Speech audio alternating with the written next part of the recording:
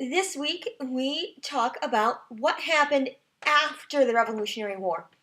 As I like to say in my classes, the colonies won the Revolutionary War, officially became the United States, and it was not all butterflies and rainbows and unicorns and glitter. There were some problems to deal with, and they were rather big problems.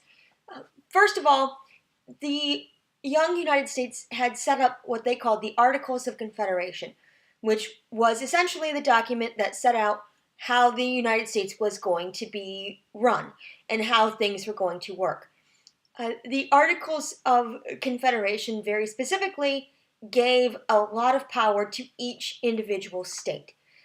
Understandably, because of what had just happened, the founders gave a lot of power to the states and not to the federal government.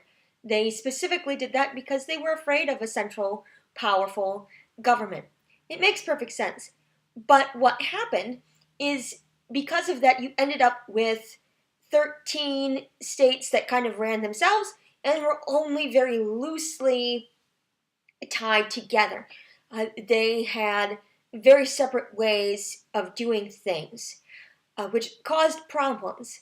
Congress, under the Articles of Confederation, required that all 13 of the original states agree on many things, and at a minimum, you had to have a simple majority, which was difficult because, as I said, each state wanted their own things and had their own agendas. So, getting all 13 or even the majority of the states to agree on any one law or bill was super difficult. And that means it got very hard to solve any of the problems that the young United States was facing. And one of those problems was money. Essentially, the brand new United States was broke. They were in a lot of trouble financially, and the federal government could not tax at all. It was only up to the states. So the federal government could not get a lot of money in order to deal with those money problems, and that only made things worse. Another big problem to deal with was land in the West. And by the West, I mean Wisconsin, Indiana, Ohio, that area. Keep in mind that the western border of the United States at that point was the Mississippi River. Iowa would not have been in the United States at that point, even at all. So just keep that in mind. With that issue, they actually did do a very good job. There were two land ordinances. See your book or the PowerPoint for more specific information on those two.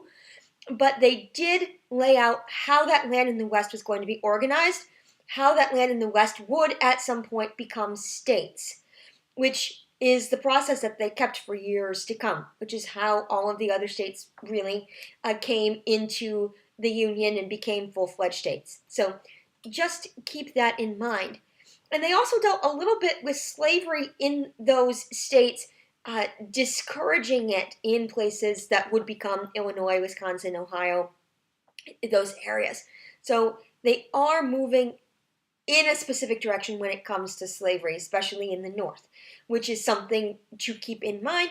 In the next 70, 80 years, it's going to cause a whole bunch of problems. Honestly, the Articles of Confederation did not work very well at all. There was not a president, per se. The Congress, like I said, had to get all 13 states to agree on everything, or at least a majority, and that was hard to do. They couldn't tax. The federal government couldn't do a whole lot of things.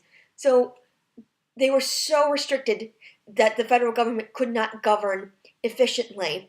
And the best example of that is Shays' Rebellion. Look for more information about that in your textbook. But Shays' Rebellion really demonstrated that the federal government was not quite powerful enough, did not quite have enough say in what was happening, and something needed to be changed, something needed to be done. And so they called a convention in Philadelphia where all 13 states would get together and they could rewrite the Articles of Confederation. At least that was the original intention. You go in, you revise the Articles of Confederation, change them here or there, and come out with some changes. What they ended up doing is scrapping the Articles of Confederation entirely, and they wrote a completely different document, which was the Constitution. Now, the Constitution gave a lot more power to the federal government, although they did set up what they called checks and balances so that no one section of the federal government would be too powerful or could really ruin the other sections and get ahead of themselves. So they did try. They had to compromise a lot. Specifically, I think of the Three-Fifths Compromise, where they agreed to count 3 out of every 5 slaves for population purposes instead of all of them.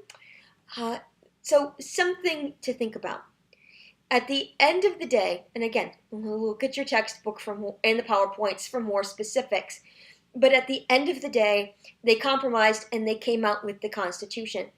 And just because they wrote the Constitution does not mean necessarily that it is going to be put in place, that it will be the law of the land.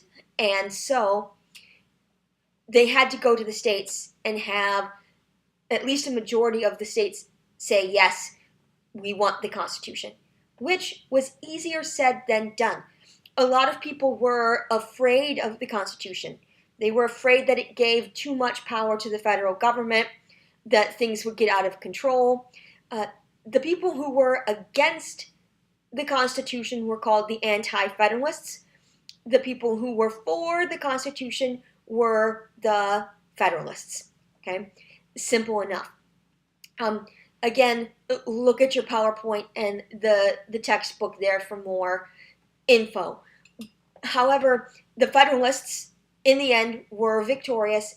The states ended up ratifying the Constitution. The Constitution became the law of the land and has been ever since. So for more than 200 years, we've had the Constitution, which is pretty neat. Okay. Again, if you have any questions, don't hesitate to send me a message, send me an email, and thanks.